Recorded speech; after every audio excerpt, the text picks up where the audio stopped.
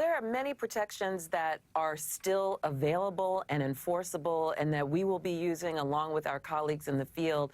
But let me explain something about how we as Black women are feeling in this moment. These election results laid bare what we already know, and that is that there is such an addiction and allegiance to white supremacy and patriarchy in this country that it forced a majority of Americans to vote in ways that abandon the project of this multiracial democracy.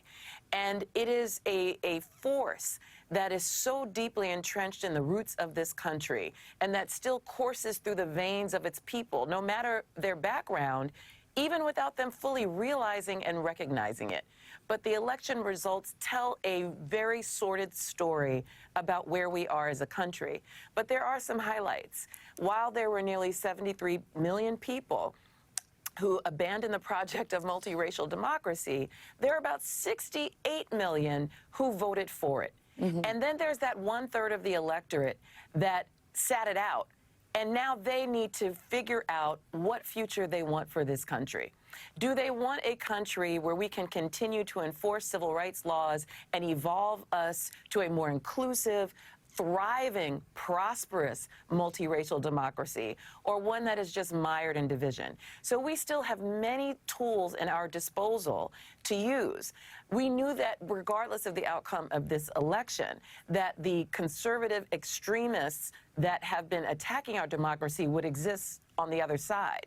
The question now is, do we have a partner in federal government to combat that? And we don't. We don't. The federal government is now going to be populated with these extremists. So it's up to the American people, and it's up to our courts, our judiciary, to step into this breach and determine how far we are going to allow this country to devolve. And I can tell you at the Legal Defense Fund, we are prepared to defend it to the end and to see this as a moment of potential transformation. We are now looking at stark choices.